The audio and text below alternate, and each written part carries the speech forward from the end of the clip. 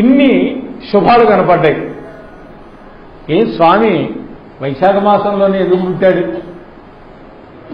చైత్రమాసాన్ని మధుమాసం అంటారు. ఎవరు పుట్టారు ఆ నెలలో? విష్ణుమూర్తి రాముడై పుట్టాడు.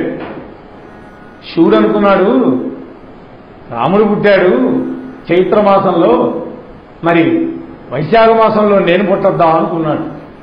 వైశాఖ మాసాన్ని ఇంకొక పేరు ఉంది దానికి, మాధవ మాసము అంటారు దాన్ని. విష్ణుమూర్తికి కూడా ప్రీతికరమైనటువంటి మాసం. ఆ మాసంలో శివుడు పుట్టాడు అంటే విష్ణువుకి శివుడికి భేదం లేదు గమనించండి. ఇక్కడ మనం తన్నుకు చావటమే. నిలువు బొట్టు అడ్డబొట్టు ఏ బొట్టు పెట్టావా అనేది కాదుగా, ఇట్లా పెట్టావా అని ఎందుకు కాదుగా. మనకి భాస్కర్ శర్మ గారు చెప్పిన మాట, ఇలా పెట్టావా లేదా అని అడుగుతున్నారు. ఏమిటి ఇలా పెట్టడం అంటే దానం చేయడం. మనం ఒక్కడే తింటాం కాదు, 10 మంది బతకాలి, అలా అనుకోవాలి. కాబట్టి మాధవ మాసంలో జన్మించాడు. మాధవ మాసంలో యొక్క ప్రత్యేకత ఏమిటి? మాధవ మాసంలో 2 విశేషమైనవి వస్తాయి. చెప్పండి ఏమిటో 2 విశేషమైనవి?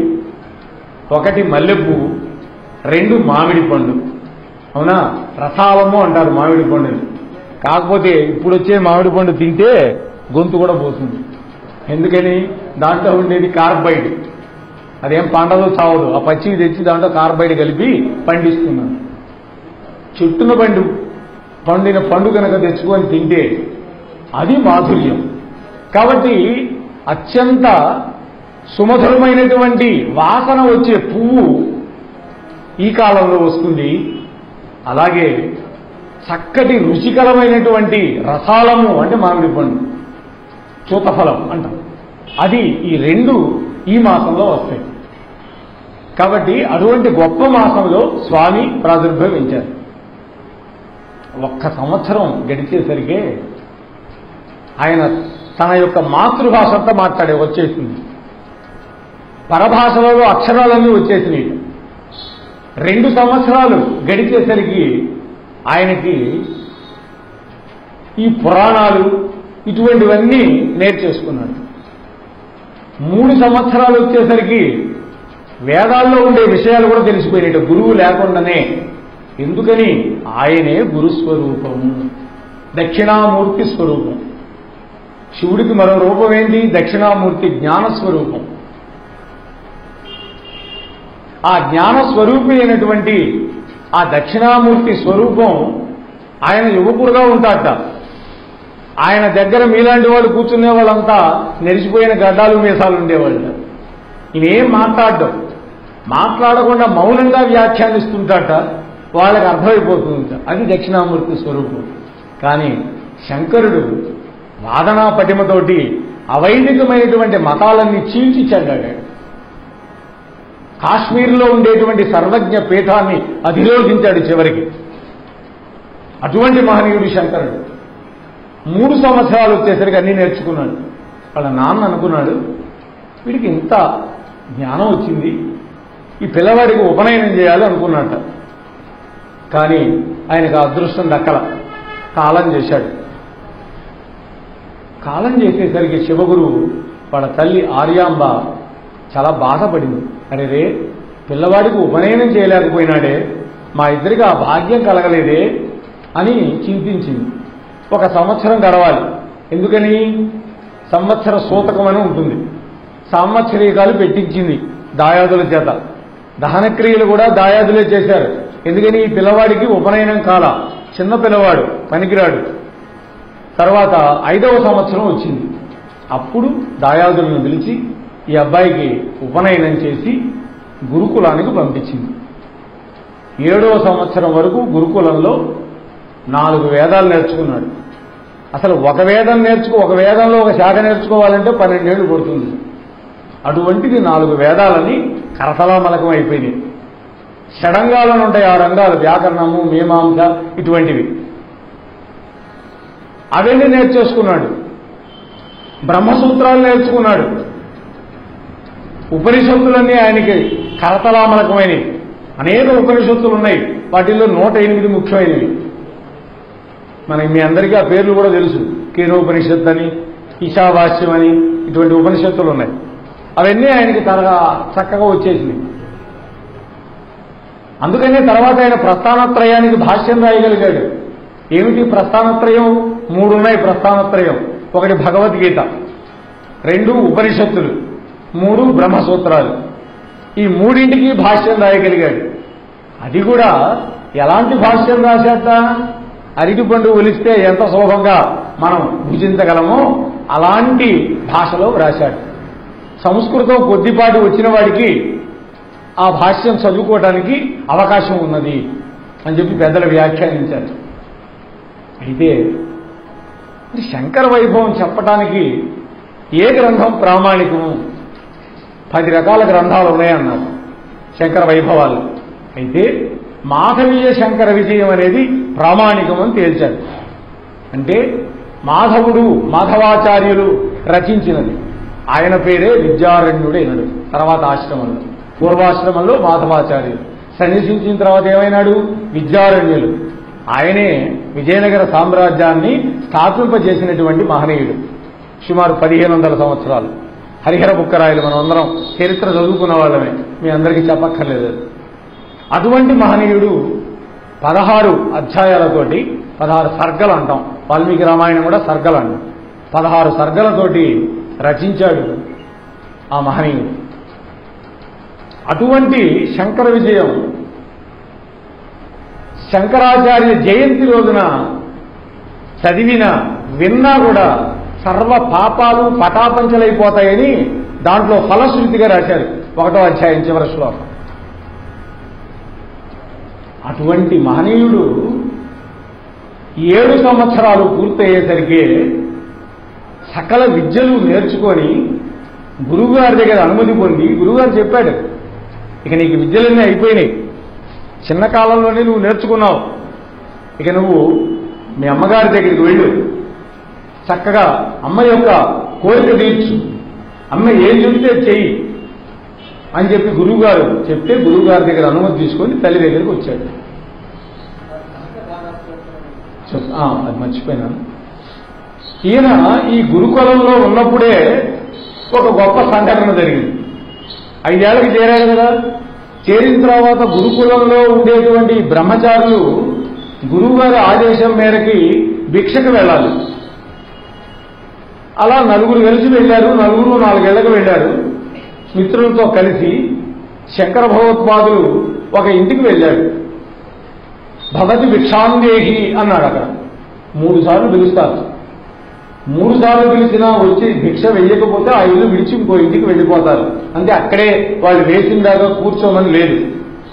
భవతి భిక్షాందేహి అనగానే ఆ ఇంట్లో ఉండేటువంటి బ్రాహ్మణి కటిక దరిద్రం అనుభవిస్తున్నటువంటి కుటుంబం అని గబగబా బయటకు వచ్చింది. చూస్తే శంకరుడు ఆ తేజస్సు చూసింది. అరే, ఇంత మహనీయుడు మన ఇంటికి వస్తే ఈ పిల్లవాడికి భిక్ష వేసే స్థితిలో నేను లేనని ఏడ్చింది. ఆ తల్లి యొక్క దయామయమైనటువంటి ఆ దృశ్యాన్ని చూసినటువంటి శంకర భగవత్పాదులు వెంటనే ఒక స్తోత్రాన్ని చేశారు. దాన్ని కనకధారాస్తవము, కనకధారా స్తోత్రము అని అన్నారు. అంటే ఆ స్తోత్రం చేయగానే అమ్మవారు ప్రత్యక్షం అయింది. అయితే ఆ తల్లి అన్నది, నువ్వు స్తోత్రం బాగా చేశావు, నీకేం కావాలి అన్నది. నాకేమొద్దమ్మా, ఇదిగో ఈ బ్రాహ్మణి కటిక పేద స్థితిలో ఉన్నది, ఈమెకి ఐశ్వర్యం ప్రసాదించు అన్నాడు. ఆమె ఏమన్నదో తెలుసా? ఏమని ఐశ్వర్యం ప్రసాదించేది? పూర్వజన్మలో కూడా ఈమెకి ఏమీ పుణ్యం లేదు, ఏనాడు ఇలా పెట్టింది లేదు, ఇలా పెట్టిన వాడికి ఇలా పట్టే దరిద్రం పడదు. అందుకని ఇలా మనం అంటుంటాం పెద్దలు, వీడు పెట్టి పుట్టాడరా అంటారు ఎవరిని? ధనవంతుడిని. ఎందుకని? వాడు పూర్వజన్మలో ఇలా చేశాడు, ఇలా పెట్టాడు. మేము నెల్లూరులో ఉన్నప్పుడు సరస్వతి శిశు మందిరంలో నేను పనిచేస్తాను. నెల్లూరులో ముకుందాపురం మా ప్రక్కనే దివ్యయోగ ఆశ్రమం. ఆ ఆశ్రమంలో అప్పుడప్పుడు సత్సంగాలు జరుగుతాయి. ఓ స్వామీజీ వచ్చారు. వచ్చి ప్రవచనం చేస్తున్నాను. ఏదో మాటల సందర్భంలో మీ అందరికీ బ్యాంకు బ్యాలెన్సులు ఉన్నాయా అని అడిగాడు. ఎక్కువ మంది మన వాళ్ళు రిటైర్మెంట్ అయిన వాళ్ళేగా మన కార్యక్రమాలు కుర్రోళ్ళు వారుగా. అక్కడ కూడా ఒక ఆయన లేచి నాకు ఆంధ్ర బ్యాంకులో 50,000 వేసుకున్నానండి, ఇంకో ఆయన ఏదో లక్ష చెబుతున్నారు. ఈ బ్యాంకులు కాదయా, పైన కూడా ఒక బ్యాంకు ఉంది, ఆ బ్యాంకులో మీరేమన్నా డిపాజిట్ చేశారా అని అడిగారు. పై బ్యాంక్ అంటే ఏంటి? పరలోకంలో కూడా ఒక బ్యాంకు ఉంది. ఆ బ్యాంకులో ఇక్కడ డబ్బు పనికిరాదు. ఇక్కడ డబ్బులు ఏం చేస్తే ఉపయోగం ఉంటుంది? ఇక్కడ అర్హులైనటువంటి వాళ్ళకి దాన ధర్మాలు చేయాలి. దేవాలయాల్లో కైంకర్యాలకు మన డబ్బు వాడాలి. మన ధర్మాన్ని పరిరక్షించడం కోసం వాడాలి. ఇప్పుడు శంకర జయంతి చేస్తున్నారు, మరి భక్తులందరూ డబ్బులు ఇస్తే ఈ కార్యక్రమం నడుస్తుంది, లేకపోతే ఎలా నడుస్తుంది? కాబట్టి అలాంటి కార్యక్రమాలకి ఎవరైతే ద్రవ్యాన్ని ఇక్కడ ఖర్చు పెడతారో అది వాళ్ళ ఖాతాలో 10 రెట్లు ద్విగుణీకృతం, దశీకృతం అయ్యి వాళ్ళ అకౌంట్లో జమ అవుతుంది అని చెప్పి, అమ్మ వీళ్ళకి ఎప్పుడు పెట్టింది లేదు గత జన్మలో కూడా, ఈ జన్మలో దరిద్రులుగా పుట్టారు, దానివల్ల మరి ఇది ఏమిచ్చేది నేను. అప్పుడు భగవత్పాదులు ఆమెకి అదిగో ఆ గూట్లో ఒక ఉసిరికాయ ఉంది, ఎండిపోయింది, అది తెచ్చి నాకు భిక్ష ఇవ్వను. ఆమె గబగబా వెళ్ళి ఆ ఉసిరికాయ తెచ్చి ఆ భగవత్పాదుల యొక్క చేతిలో వేసింది. అప్పుడు అన్నాడు భగవత్పాదుడు, చూసావు కదమ్మా, నా అంతటి వాడికి నీకు తెలుసు కదా నేను ఎవరినో, మరి దానం చేసింది, మరి దీని ఫలం ఎంత ఉండాలి? అందుకని దానం ఎవరికి ఇవ్వాలి? పాత్రుడికి దానం చేయాలి. అపాత్రుడికి దానం చేస్తే దానం చేసిన వాడికి పాపం చుట్టుకుంటుంది. ఓ తాగుబోతాడికి డబ్బు దానం చేశావు, వాడు పోయి భ్రష్టత్వం పట్టాడు, నీకు పాపం. ఒక అన్నార్తికి దానం చేశావు, వాడు అన్నం తిన్నాడు, నీకు పుణ్యం.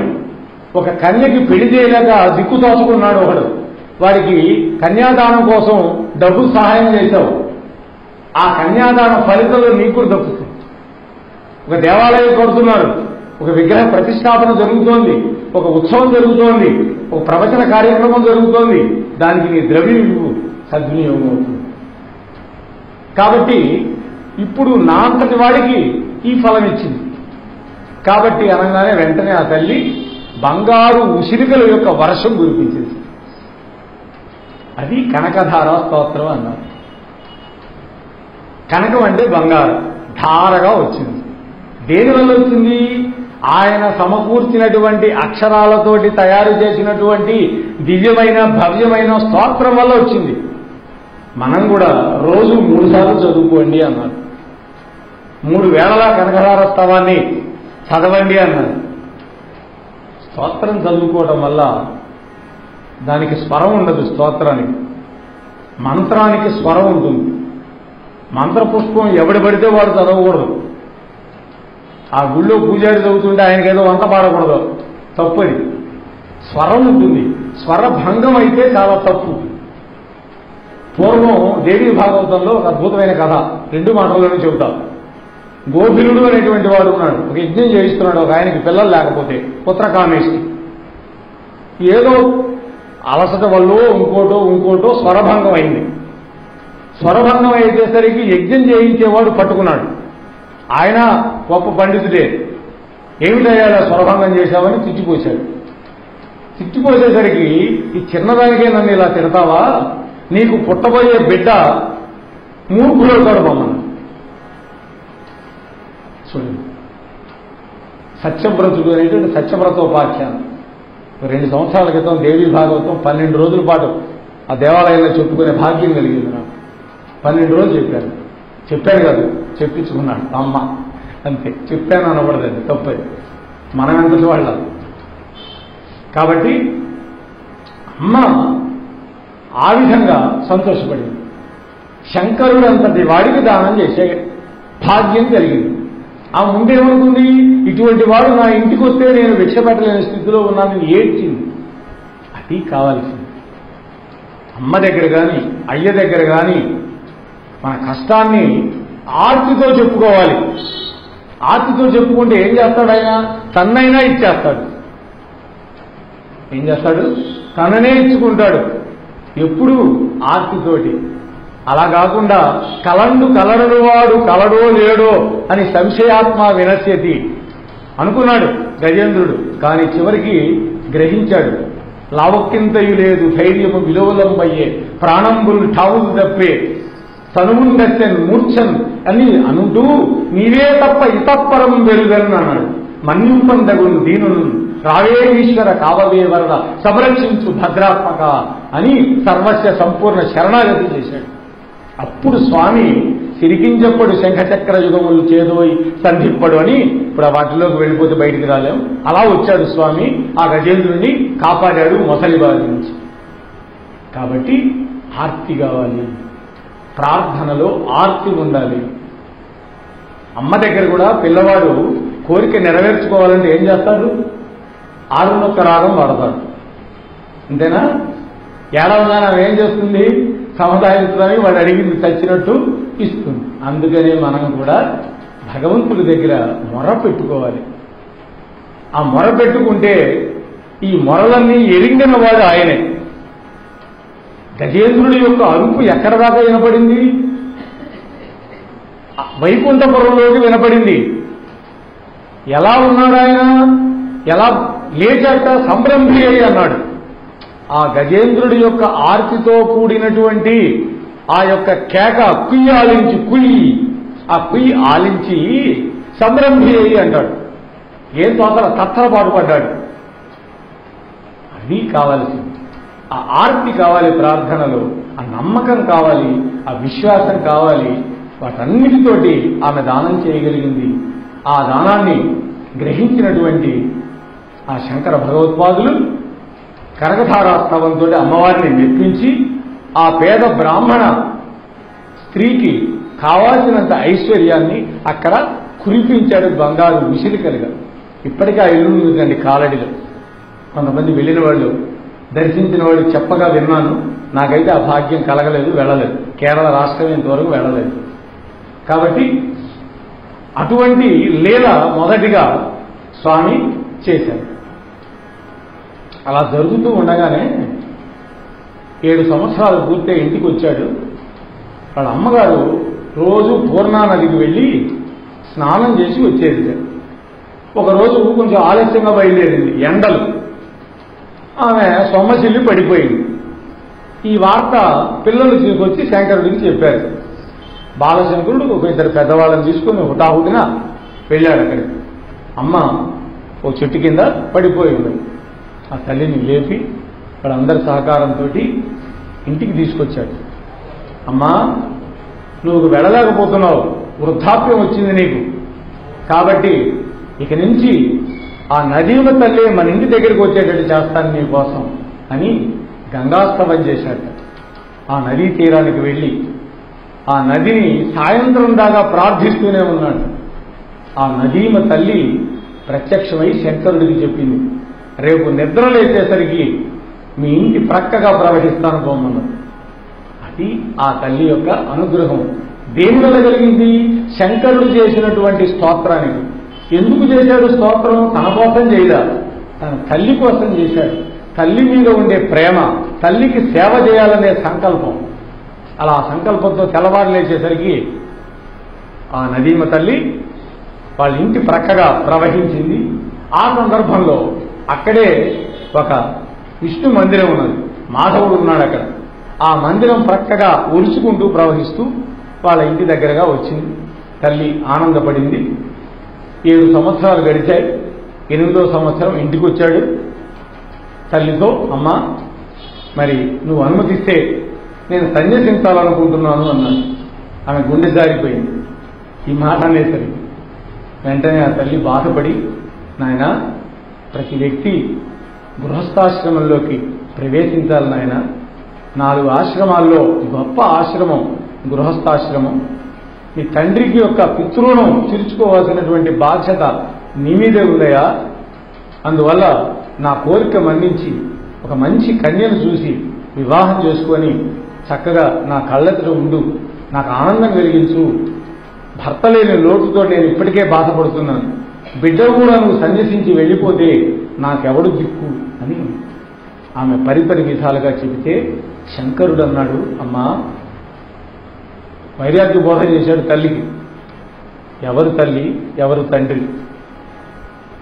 పూర్వజన్మలో నువ్వు ఎవరి తల్లివో, నీ బిడ్డలు ఎవరో, అంతకుముందు జన్మలో ఎవరో ఎవరికీ తెలియదు.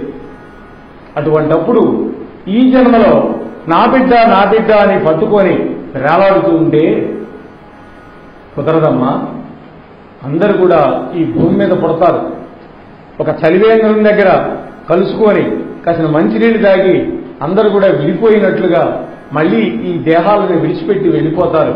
ఈ బంధాలు శాశ్వతం కావమ్మా అని చెప్పి ఈ సంసార కూపంలోకి దిగడం నాకు ఇష్టం లేదు అది. మరి గృహస్థాశ్రమంలోకి రాకపోతే ఎట్లా తరించేది అన్నది. నాకు దిక్కవరు అన్నది. అంటే అప్పుడు నీకు దాయాదులని చక్కగా నీ సేవకి నియోగిస్తాను. నిజమే, దాయాదులకి సేవకి నియోగిస్తావు. కానీ నా అంచేసి సంస్కారం వాళ్ళు చేస్తే నాకెలా కొడుకున్నా కూడా నాకెలా ముక్తి కలుగుతుంది? కలగదు కదా. కాబట్టి నువ్వు సన్యసించాలి అంటున్నావు, నాకైతే ఇష్టం లేదు అని చెప్పి ఆమె గట్టిగా పట్టుబట్టింది. సరే, కొంతకాలం గడిచింది. ఒకరోజు తల్లి ఈయన ఆ పూర్ణా నదిలో దిగి స్నానం చేశారు. తల్లికి చక్కగా స్నానం చేయించి ఒడ్డుకు తెచ్చి ఆ తల్లిని తుడిచి కూర్చోబెట్టాడు. అమ్మా, నేను కూడా స్నానం చేసి అనుష్ఠానం చేసుకొని వస్తాను, ఇక్కడే కూర్చోమన్నాడు. ఈయన లోపలికి వెళ్ళాడు. ఆలోచించి అమ్మని ఎట్లానైనా ఒప్పించాలి అని ఆలోచించి ఆయనకి స్ఫురించింది. ఒకడు గంధర్వుడు శాపవశాత్తు మొసలైపడి ఉన్నాడు ఆ నదిలో. గంధర్వుడు దుర్వాస మహర్షికి కోపం తెప్పించాడు, అపచారం చేశాడు. ఆయన శపించాడు, మొసలిపైపడి ఉండు పూర్ణా నదిలో. వాడు కాళ్ళ మీద పడి నా గతి ఏందన్నాడు. శంకర భగవత్పాదులు వస్తాడు, సాక్షాత్తు కైలాస శివుడు కాలడి శివుడుగా వస్తాడు. ఆయన నదిలో స్నానం చేయడానికి వస్తే ఆయన పాదాలు పట్టుకో గట్టిగా, అప్పుడు నీకు మోక్షం అంటే విముక్తి శాపం నుంచి అని చెప్పాడు. ఆ గంధర్వుడు మొసలై ఉన్నాడు. స్వామి వాడిని కలుసుకున్నాడు. వాడు వచ్చి పట్టు పెద్దగా కేకేశాడు. అమ్మా అమ్మా అమ్మా అని ఏడుస్తున్నాడు. నన్ను మొసలొచ్చి పట్టుకుంది, నా కాలు కొరికేస్తోంది. ఆమె ఒడ్డు నుండి బాధపడిపోతోంది, భయపడిపోతోంది.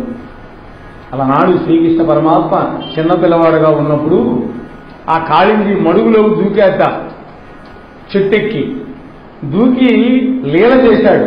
ఓ 10 నిమిషాలుగా రాలా, లోపలే వెళ్ళిపోయాడు ఆయన. ఈ బయట ఉన్న గోపబాలులందరూ హాహాకారాలు చేస్తున్నారు, కృష్ణ కృష్ణ కృష్ణ కృష్ణ అని. అంత ప్రేమ అండి వాడికి, వాత్సల్యం. అప్పుడు వచ్చాడు స్వామి పైకి. వాడి పడగల మీద ఎక్కి వాడి యొక్క మదమణించిన సంగతి మన అందరికీ తెలుసు. అలా ఈ స్వామి అరుస్తూ ఉన్నాడు. ఆమె బాధపడుతూ ఉన్నది ఒడ్డు నుండి. అప్పుడు ఈయన ఒక మాట అన్నాడు, అమ్మా నేను సన్యసించడానికి నువ్వు అనుమతిస్తే అప్పుడు ఈ మొదలు నన్ను విడిచిపెడుతుంది అన్నాడు. కండిషన్ పెట్టాడు. ఆమె అనుకున్నది, బయటకు వస్తే సన్యసిస్తే సన్యసించాడు, కనీసం బ్రతికుంటాడు కదా, అప్పుడప్పుడు నాకు కనిపిస్తాడు. ఇప్పుడు ఈ మొసలి బారిన పడితే అసలు కనిపించదు కదా అని సరేను అన్నది. ముమ్మాటికి సరేనా అన్నాడు. 3 సార్లు చెప్పాలి. అప్పుడు బయటకు వచ్చాడు శంకరుడు. ఆ మొసలి దాని యొక్క శాప విముక్తై గంధర్వుడు వెళ్ళిపోయినాడు. అలా శంకరుడు 8వ ఏట సన్యాసం తీసుకోవటానికి సిద్ధపడినటువంటి సందర్భంలో ఒక అద్భుతమైన ఘటన జరిగింది. ఆ దేశాన్ని పరిపాలించే రాజశేఖరుడు అనేటువంటి ఒక రాజుగారు ఉన్నాడు. ఇందాక మనం ఫస్టే చెప్పుకున్నాం, దేవాలయ నిర్మాత.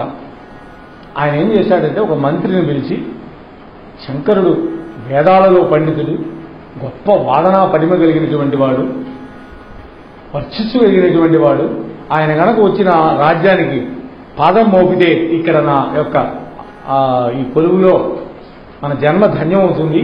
కాబట్టి మీరు మంచి మన ఏనుగును తీసుకువెళ్ళండి. రాజుగారి యొక్క ఏనుగును పంపించాడు, మతపుడు ఏనుగు. ఇదిగో ఈ ద్రవ్యం అంతా తీసుకెళ్ళండి అని చెప్పి పంపించి ఆయన్ని ఆహ్వానించి రమ్మని పంపించాడు ఆ రాజశేఖరుడు. ఈ మంత్రి వచ్చాడు. వచ్చి ఈయన కాళ్ళ మీద పడ్డాడు. నా భాగ్య విశేషం వల్ల నన్ను పంపించాడు. అక్రూరుడు కూడా అనుకున్నాడు, కృష్ణుడిని తెమ్మన్నప్పుడు కంసుడు అందరికీ చెడ్డవాడు చెడ్డవాడు అంటారు, కాదు నాకు మేలే చేశాడు. ఎందుకంటే నన్ను కృష్ణ పరమాత్మ దర్శనాన్ని చేసుకొని ఆయన తీసుకురమ్మనే భాగ్యం నాకు కలిగింది అని ఆనాడు ఆయన ఆనందించాడు. అలాగే ఇక్కడ కూడా ఆ మంత్రి మహదానందపడ్డాడు. మహదానందపడి అంతా తీసుకొచ్చి, స్వామి మా రాజుగారు సర్వ సద్గుణ సంపన్నుడు, 3 నాటకాలు రచించాడు. మీరు మా రాజ్యంలో కాలు పెట్టి మా యోగక్షేమాలు చూడాలని ఆయన కోరిక. కాబట్టి ఇదిగోండి ఏనుగు తెచ్చాను, ఇదిగోండి ద్రవ్యం తెచ్చాను, వీరన్నీ తీసుకొని రాండి అన్నారు. ఆయన అన్నాడు నవ్వి, నేనా బ్రహ్మచారిని, కొద్ది రోజుల్లో సన్యాసం స్వీకరించాలని నిర్ణయం చేసుకున్నా, నాకెందుకు ఇవన్నీ వీటన్నిటితో నాకేం పని, నాకు అక్కర్లేదు ఇవన్నీ అని తిరస్కరించాడు. అయితే మీ రాజుగారికి ఒక సందేశం ఇస్తున్నాను. మీ రాజుగారు సద్గుణ సంపన్నుడు కాబట్టి ఆయన అష్టైశ్వర్యాలతోటి భోగభాగ్యాలతోటి తొలతూగుతూ ఈ ప్రజలని కన్నబిడ్డల్లాగా పాలించుగాక అని నా సందేశం పంపిస్తున్నాను అన్నాడు. మంత్రి గారు వచ్చాడు, సందేశాన్ని వినిపించాడు. ఆయన మహదానందపడిపోయినాడు. అప్పుడు ఆయన అనుకున్నాడు, రాజులకి ఒక ప్రోటోకాల్ ఉంది. ఏంటి ప్రోటోకాల్ అంటే, ఇవాళ మంత్రులకి, రాష్ట్రపతికి, ప్రధానమంత్రికి ప్రోటోకాల్ ఉంటుంది. అంటే వాళ్ళంతా వాళ్ళు ఎవరి దగ్గరికి వెళ్ళాలి, వాళ్ళు ఎవరి దగ్గరికి వెళ్ళాలి. కాబట్టి రాజుగారు మొట్టమొదట మర్యాదగా ఆహ్వానం పంపించారు. ఆయన సున్నితంగా తిరస్కరించాడు. త్యాగరాజు గారు కూడా అదే చేశారు కదా. ఏమన్నాడు ఆయన, నిధి చాలా సుఖమా, రాముని సన్నిధి చాలా సుఖమా అన్నాడు. రాముని సన్నిధి చాలన్నాడు, నిధి నాకు అక్కర్లేదన్నాడు. కాబట్టి అలానే ఈయన కూడా అన్నసరికి అటువంటి మహనీయుడి యొక్క దర్శన భాగ్యం మనకు కలిగితే మనం పుణ్యం మనమే వెళ్దాం అని 10,000 బంగారు మొగిరీలు మోయించుకొని ఏనుగుల మీద ఆ రాజుగారు వచ్చి నమస్కారం చేశాడు. సాష్టాంగపడ్డట స్వామివారిని. స్వామివారు అనుగ్రహించి కూర్చోమని అంటే ఆయన అన్నాడు, మహానుభావ, మీ గురించి చాలా విన్నాను, మీ మహిమను తెలుసుకున్నాను. ఒక బంగారు ఉసిరికల వర్షం కురిపించి ఒక పేద బ్రాహ్మణుని అనుగ్రహించామని, మీ తల్లికి సేద తీర్చడం కోసం నదినే మీ ఇంటి ప్రక్కగా ప్రవహింపజేశామని నేను విన్నాను. కాబట్టి మీ దర్శన భాగ్యం నాకు కలగాలని నేను వచ్చాను. నా నాటకాలు మీరు విని దాంట్లో గుణదోషాలు చెప్పండి అని ప్రార్థించాను. అప్పుడు విన్నట్ట స్వామి, చాలా చక్కగా రాశావయ్యా అని మెచ్చుకున్నట్ట. తరువాత మెచ్చుకున్నాను, నీకేదైనా వరం కావాలంటే కోరుకోమన్నాడు శంకర భగవత్పాదుడు. ఇప్పుడు ఆయన అన్నాడు కాళ్ళ మీద పడి, స్వామి నాకు పిల్లలు కలగలేదు ఇంతవరకు, నీ వంటి యోగ్యుడైనటువంటి మహిమాన్వితుడైనటువంటి బిడ్డ నాకు కావాలి అన్నాడు. అప్పుడు ఆయన అన్నాడు, నాయన నువ్వు నేను చెప్పే ఒక ఇష్టి అంటే యజ్ఞము అని, పుత్ర కామేష్టి అని అంటాం కదా, ఇష్టి యాగము యజ్ఞము. అయితే ఈ మూడింటికి కొంచెం తేడా ఉంటుంది. పట్టే సమయాన్ని బట్టి, నియోగించినటువంటి ఋత్విక్కుల సంఖ్యను బట్టి వీటిల్లో భేదాలు ఉన్నాయి. ఇష్టి అంటే 1-2 రోజుల్లో పూర్తి చేసేదే. యాగం అంటే చాలా దీర్ఘకాలం. సత్రయాగం అంటే 12 ఏళ్ళు నడిచేది. నైమిషారణ్యంలో సత్రయాగం జరిగిందని మనం భాగవత పురాణంలో వింటూ ఉంటాం. అది సత్రయాగం. కాబట్టి ఇన్ని రకాలు ఉన్నాయి. హోమం అని ఉంది, అప్పటికప్పుడే 1 గంట అరగంట హోమం. కాబట్టి నువ్వు ఈ ఇష్టి పూర్తి చేయి అని, ఆ ఇష్టిని ఎలా చెయ్యాలో కూడా అవన్నీ విధి విధానాలన్నీ బోధించాడు శంకరుడు. శంకరుడు యొక్క అనుగ్రహంతో ఆ రాజుగారికి మహిమాన్వితుడైన పుత్రుడు కలిగాడు. తర్వాత ఇలా రాజశేఖరుడు వెళ్ళిపోయినాడు. ఇంకా అమ్మ సన్యాసానికి అనుమతించింది. ఏమిటి అమ్మ అనుమతించేది, వెళ్ళిపోవచ్చు కదా అని మనందరికీ అనుమానం. కానీ తల్లి అనుమతి లేనిదే సన్యాసం స్వీకరించడానికి వీలు లేదు. తండ్రి అనుమతి ఇచ్చినా కుదరదుట, తల్లే ఇవ్వాలట. ఎందుకని అన్నారు. ఏమిటి మాతృదేవత యొక్క వైభవం అంటే, మనకి స్మృతులు చెప్పినటువంటి మాట ఏం చెప్పినవి, ఒక 10 మంది ఆచార్యులకి, అంటే మనకి గురువులు చదువు చెప్పిన వాళ్ళు, లౌకిక విద్య చెప్పినటువంటి వాళ్ళకంటే కూడా బ్రహ్మోపదేశం చేసిన ఒక్క గురువు గొప్పవాట. బ్రహ్మోపదేశం అంటే ఏంటి? గాయత్రి మంత్రం చెప్పడం చెవులో, ఆయన గొప్పవాడు. అటువంటి వాళ్ళు 100 మంది కంటే తండ్రికి సేవ చేస్తే పుణ్యం వస్తుంది. అటువంటి తండ్రులు 1000 మందికి సేవ చేసిన దానికంటే తల్లికి సేవ చేస్తే అంత పుణ్యం వస్తుందన్నారు. కాబట్టి ఈ లోకంలో ఎవరు గొప్ప అంటే తల్లి అన్నారు. అందుకని ఆది గురువు ఎవరు? తల్లే బిడ్డకి. తల్లి ఒడిలో అన్నీ నేర్చుకుంటాడు. అందుకనే మనకి వేదం ఏం చెప్పింది? మాతృదేవో భవాని మొదటి స్థానం మాతృదేవతకి ఇచ్చింది, పితృదేవో భవాని 2వ స్థానం తండ్రికి ఇచ్చింది, ఆచార్య దేవో భవాని 3వ స్థానం, అతిథికి 4వ స్థానం. ఇది మనకి వేదం మనకి ఇచ్చినటువంటి స్థానం. కాబట్టి ఇక్కడ శంకరుడు తల్లి యొక్క అనుమతి తీసుకున్నాడు. అందుకనే తీసుకొని వెళ్ళేటప్పుడు ఆ తల్లి మళ్ళీ ప్రాధేయపడింది. నువ్వు వెళుతున్నానన్నావు, దాయాదులకు అప్పగిస్తున్నానన్నావు నన్ను, కానీ నీలాగా వాళ్ళు నన్ను చూసుకుంటారా అని. ఎందుకు చూసుకోరమ్మా? నీ కష్టసుఖాలన్నీ వాళ్ళు చూసుకుంటారు. తండ్రి చనిపోతే ఇప్పటిదాకా మనల్ని ఆదరిస్తున్నది వాళ్లే కదా అని అన్నాడు. బాగానే ఉంది. కానీ నాకు అంచేస్తే ఎవరు చేస్తారు? కొడుకు ఉండి కూడా నాకు వాళ్ళ చేత చేయించుకోవడం ఇష్టం లేదు, కాబట్టి నువ్వే చేయాలి అని. నువ్వు సన్యాసం స్వీకరించినా సరే నాకు అంచేసి సంస్కారం చేయాలి. అందుకనే సన్యసించిన తర్వాత ఒక్క తల్లికి తప్ప ఎవ్వరికీ ఎదురు నమస్కరించకూడదు. సంప్రదాయం లేదు. తండ్రికి కూడా, విద్య నేర్పిన గురువు కూడా సన్యసించిన తర్వాత. కానీ సన్యాస దీక్ష ఇచ్చిన గురువు ఉంటాడు, ఆ గురువుకి ఆజన్మాంతం శిష్యుడిగా ఉండాలి. ఇది జ్ఞాపకం పెట్టుకోవాలి. కాబట్టి తల్లికి మాట ఇస్తున్నాడు, అమ్మా నువ్వు ఎప్పుడు ఏ క్షణాన నన్ను స్మరిస్తావో ఆ క్షణంలోనే నీ ముందు ఉంటానమ్మా అన్నాడు. ఇది ఎవరికైనా సాధ్యమవుతుందా?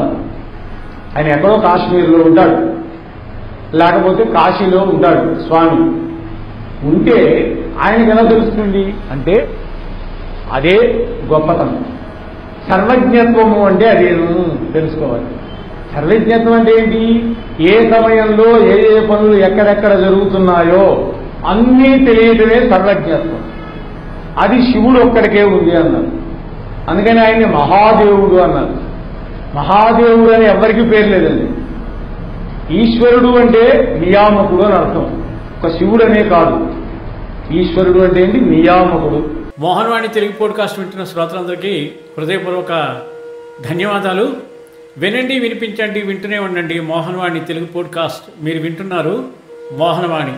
మా కార్యక్రమాలు మీకు నచ్చితే ఇప్పటివరకు మా ఛానల్కి సబ్స్క్రైబ్ చేసుకోకపోతే వెంటనే ఈ క్షణమే సబ్స్క్రైబ్ చేసుకుని ఆ పక్కనుండే బెల్ బటన్ని మ్రోగించి అందరికీ షేర్ చేసి మీ విలువైన కామెంట్ను కూడా చేసి మమ్మల్ని ప్రోత్సహిస్తారని కోరుతున్నాను.